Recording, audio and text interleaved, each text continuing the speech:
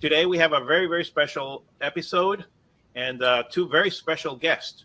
Professor Arthur O'Connor, who's the academic director at the School of Professional Studies and manages the Master of Science in Data Science and also the Bachelor of Science in Information Systems, and the one and only Professor Jason Bryer, PhD, who's also in our faculty full-time, dedicated to data science and many other things. And as you can tell from Jason's background, he truly is a Renaissance man. He's an avid guitar player, but so is Arthur. Arthur, I don't know if you can show us your background with the guitars. No? They're both musicians. And Jason is also a photographer. So I don't know where you find the time, Jason, to conduct research on AI and data science, but we're really grateful that you are part of the SPS community. And Arthur has prepared a quick presentation on AI, which I am going to share now on the screen. We want to go through some fundamentals of the topic, and then we'll open it up for Q&A and for a conversation on the pros and cons of this new technology. And I say new in quotes because AI, as we will learn, is something that we have been using for quite some time. I imagine some of you remember when you in grade school or middle or high school used handheld calculators. Well, that is an early version of artificial intelligence. But that's not what we're going to talk about today.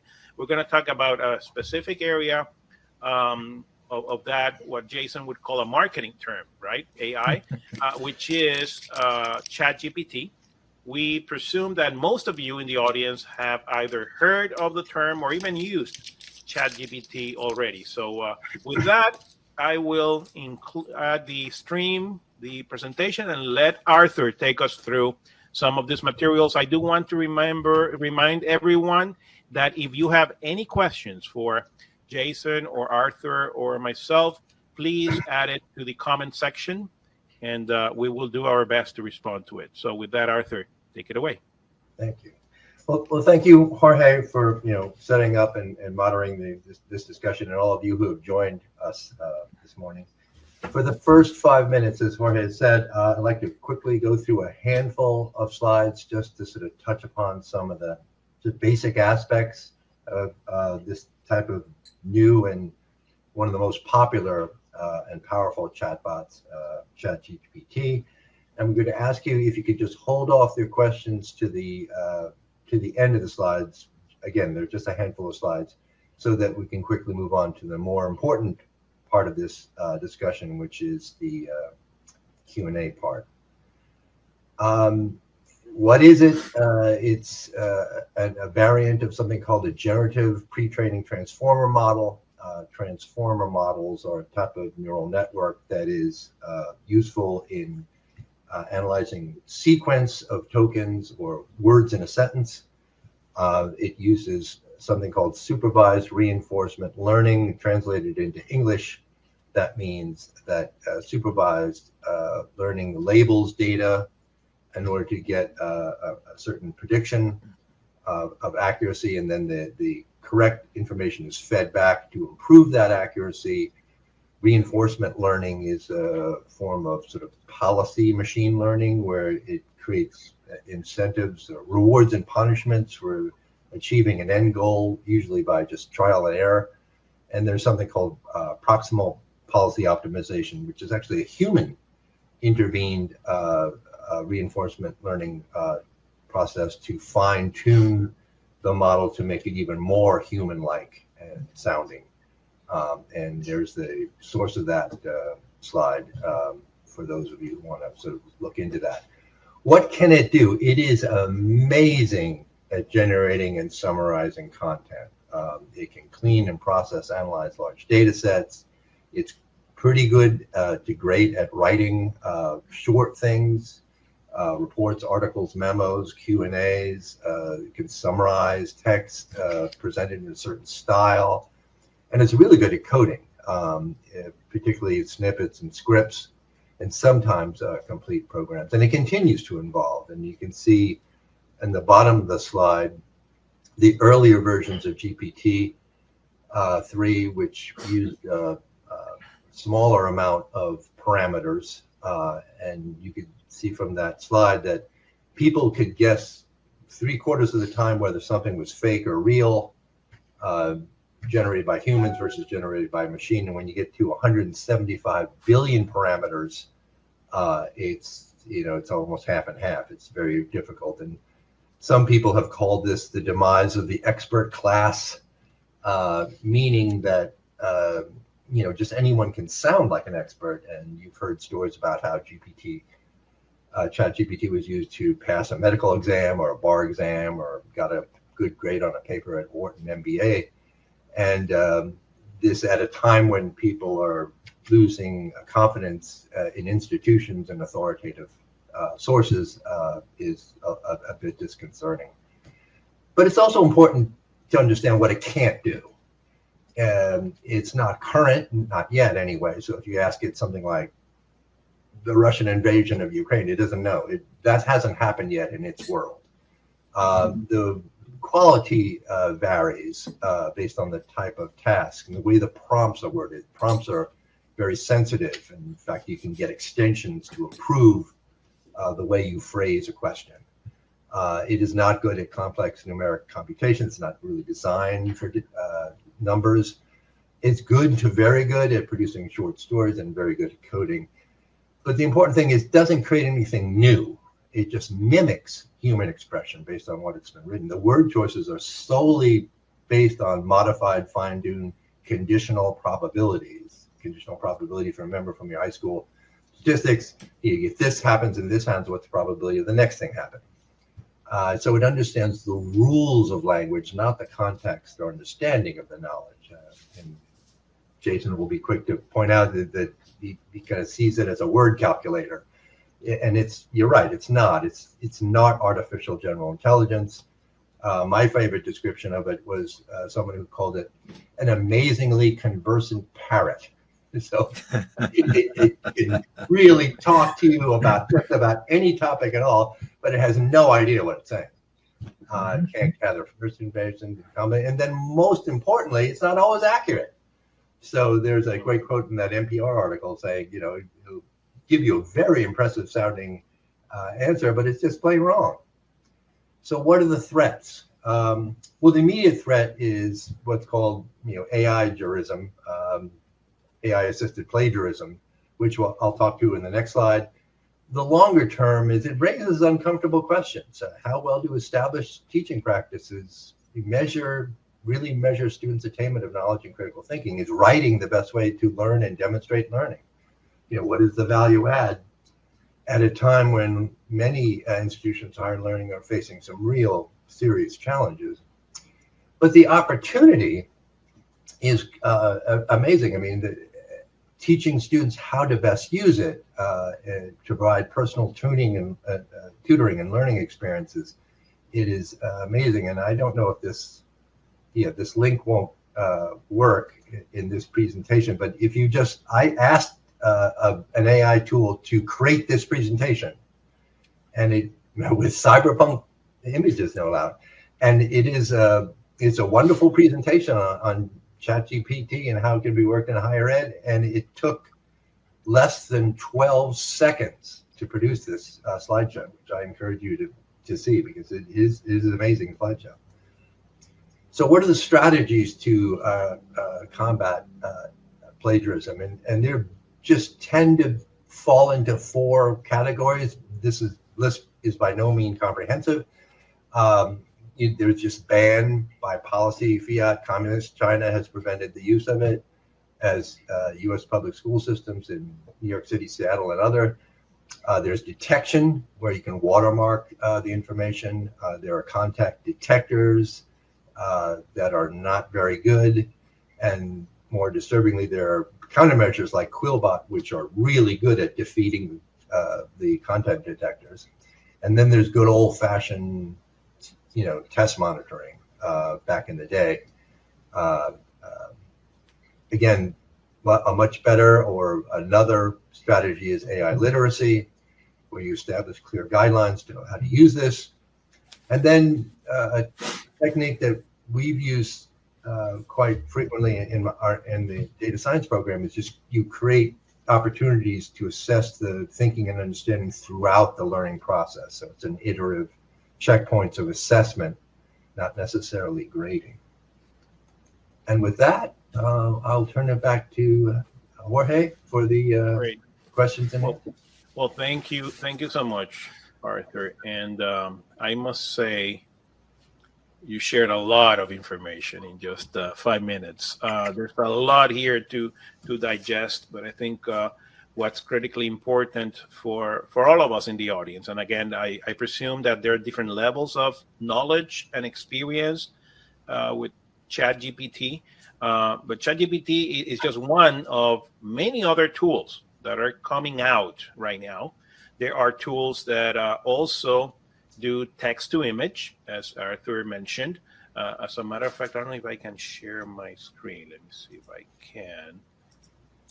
Yeah, I'm going to share a window on my screen of another OpenAI tool, which is called DALL-E.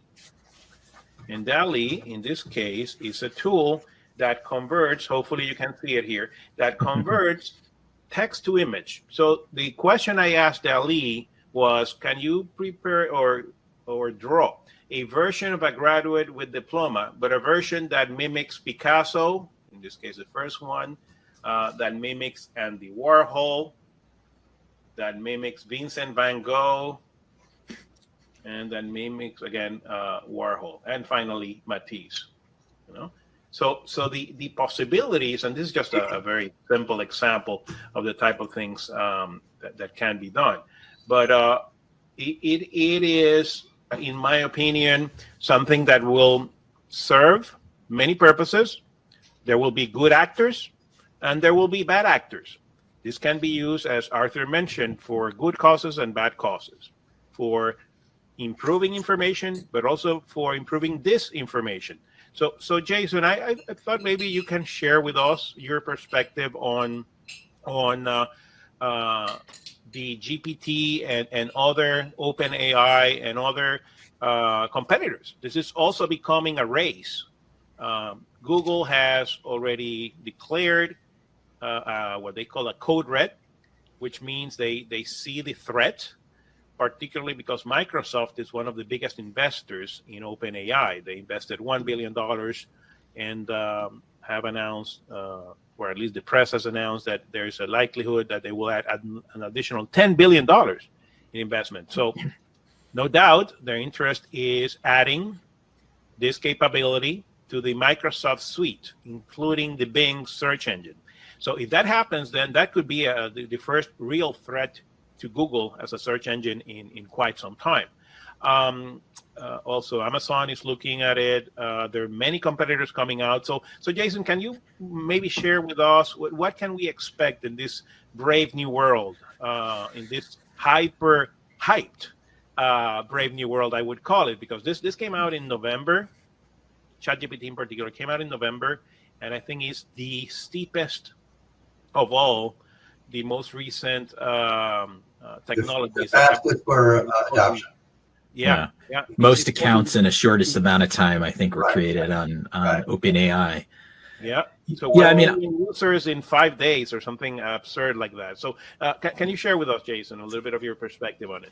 Sure. I'm trying to take a little bit more of a measured approach in that this is just it's sort of trying to see the forest from the trees, and we just walked into a giant tree, and it's impressive and we're in awe of it. But we've had these kind of milestones all along. I remember when I was in high school, when Word added spell checker, and teachers were like, oh no, what are we going to do? We don't teach spelling in the same way we did when I was a kid. And so we just learned to adapt and move.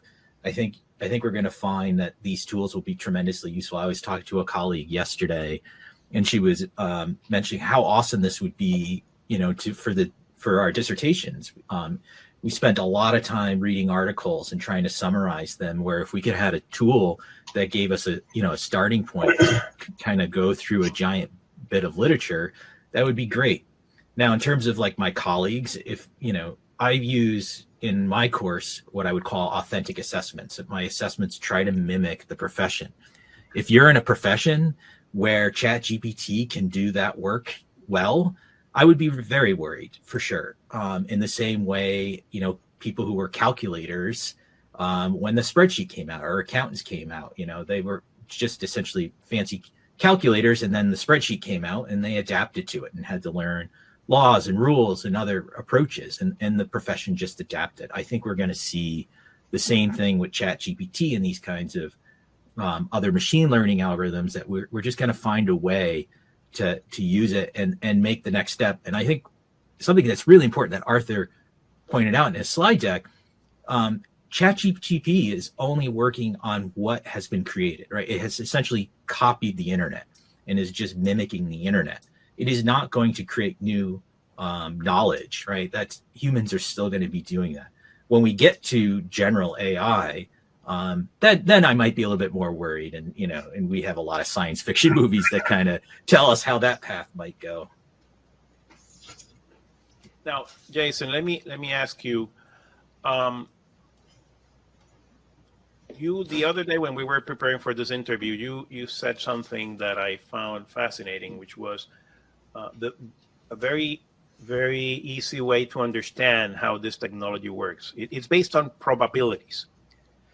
So this computer would do in microseconds an analysis of everything that is out there, and based on everything that the machine can virtually read online, it will come to a guess of what the next word should be on the sentence. Maybe you can expand a little bit on that explanation, because I found it very useful to understand how this technology works. So, I think Word has been doing this for quite a while. Or actually, if you go to do a Google search, right, and you start typing a phrase, it has been doing autocomplete for a while. And that's probably the most basic version. And, Google did it based upon what other people are querying the system with. What ChatGPT and other, these other transformer-based systems is now created essentially a giant database or network of how words and phrases are connected.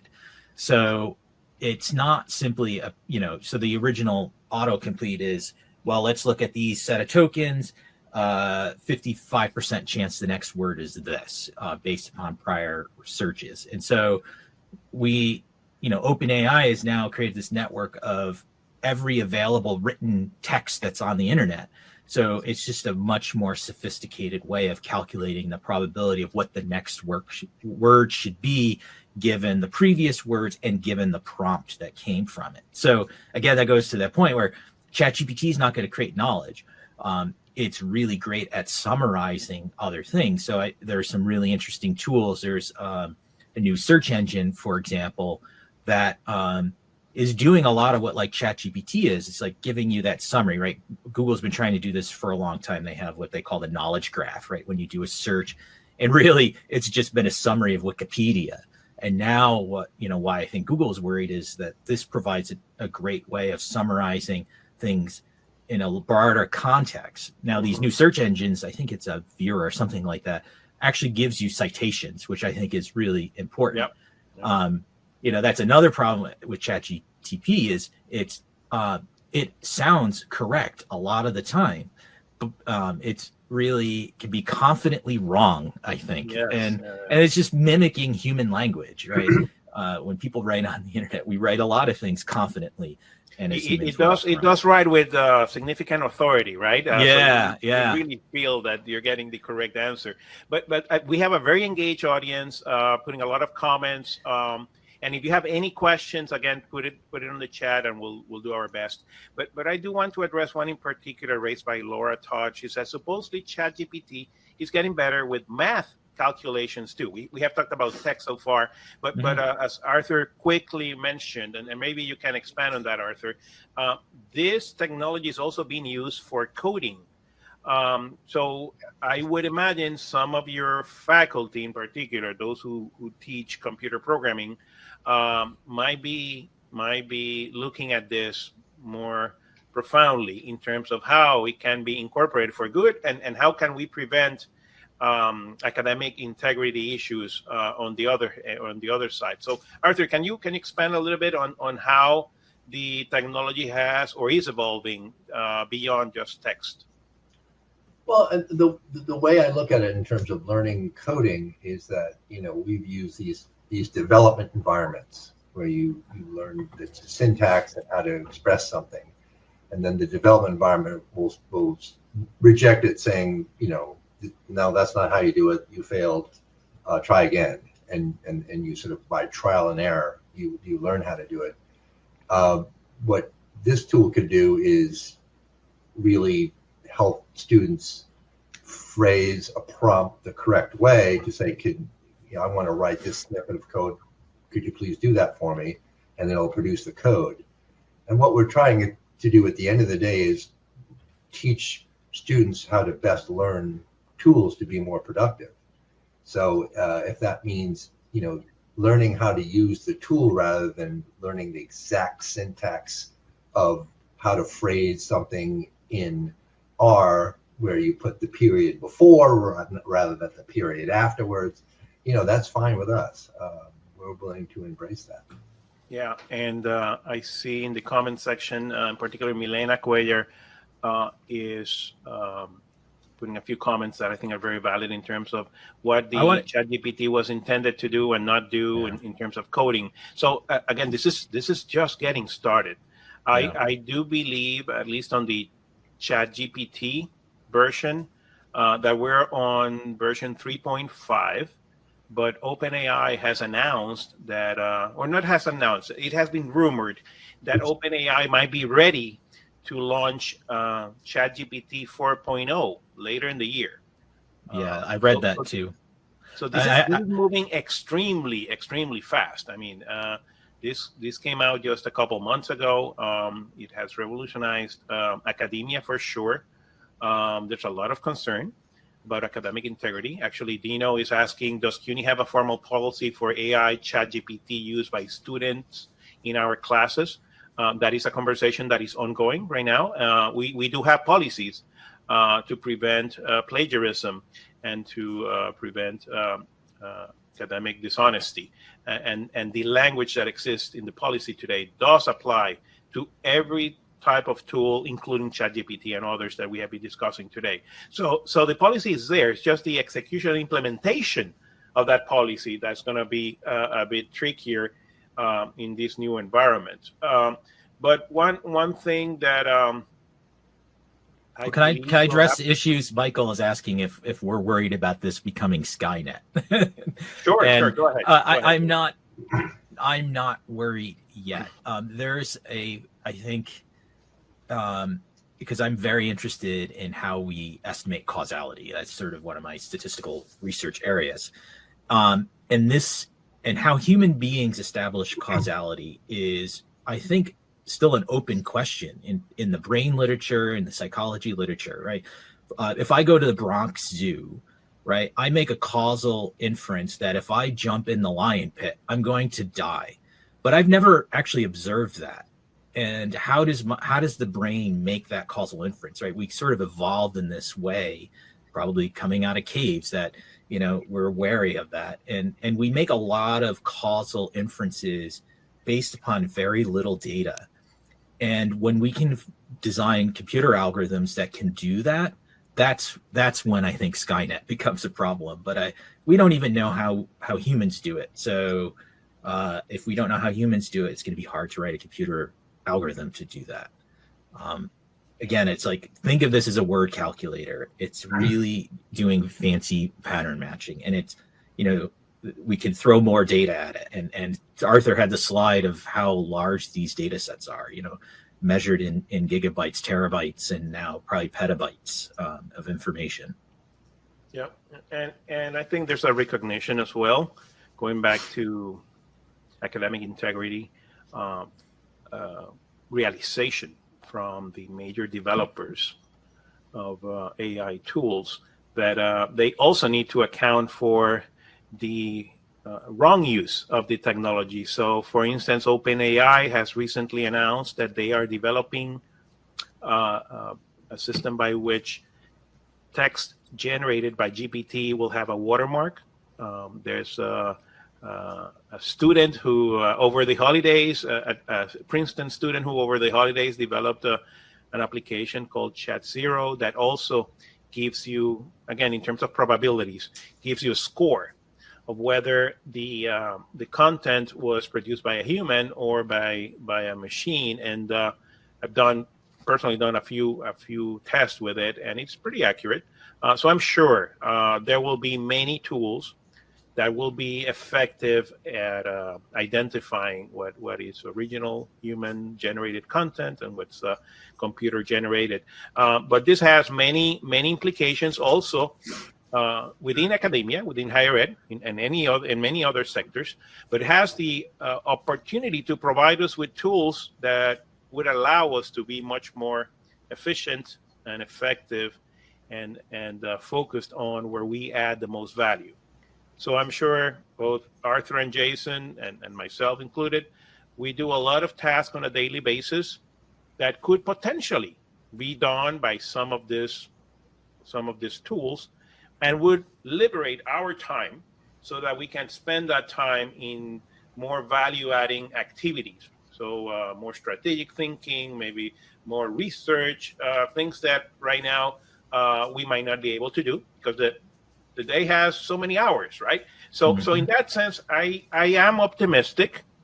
There's certainly, as Arthur said, threats, but there are also many opportunities for proper use of this technology. I think the one that probably would concern me the most is the capacity for disinformation, for content creators using social media and other platforms to share disinformation using this tool. But I'm confident that there will be measures to prevent that from expanding aggressively. So let me see if there are any additional questions on the chat. As I said, we only have half an hour, and we're just scratching the surface. This is just the proverbial tip of the iceberg. So I am sure Arthur and Jason would be glad to participate in a follow-up to this discussion, maybe a part 2 or even a part 3. At SPS, we will also have an opportunity to discuss this topic with the entire faculty in the next couple of weeks. So I hope that you all stay in touch with SPS. If anyone would like to reach out to either you, Arthur, or you, Jason, where would that be the best, or how would that be the best way to get a hold of you? You can always email me, and I'm a recent convert to Mastodon. So if you go to my website, I have a link to Mastodon in lieu of Twitter. Okay. If you want a public conversation. For those of us who are not familiar with Mastodon, can you? Oh boy, maybe we should just have another interview on Mastodon. It's an open, federated. You can think of it as a version of Twitter. And my community has moved from Twitter to Mastodon, given certain things happening over there. Excellent. And how about you, Arthur? Best way to good old-fashioned email. arthur.o'connor@cuny.edu. Okay, I'm going to put it on the comment section. arthur.o'connor@cuny.edu. No apostrophe in the O'Connor. Computers don't like us Irish people. They don't. No. Yeah, mine's just jason.bryer@cuny.edu, or the Mastodon is at jbryer@viz.social. Well, keep the music going. By the way, it also produces music. I learned recently that you can do text to music or text to audio. So even musicians might find this not very well yet, thankfully. So if this academic job doesn't work out, I'll go back to be a musician. It's getting better though. Well, thank you both for your wealth of information and wisdom. Thank you for the there definitely will be a part 2 to our audience. Thank you so much for joining. We will compile many of the links that were shared today and put them in the comment section of this LinkedIn video.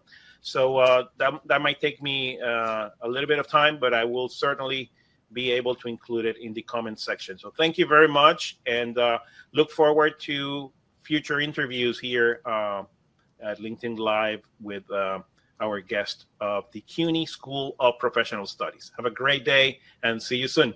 Bye-bye. Thanks, Jorge. Bye-bye. Thank you.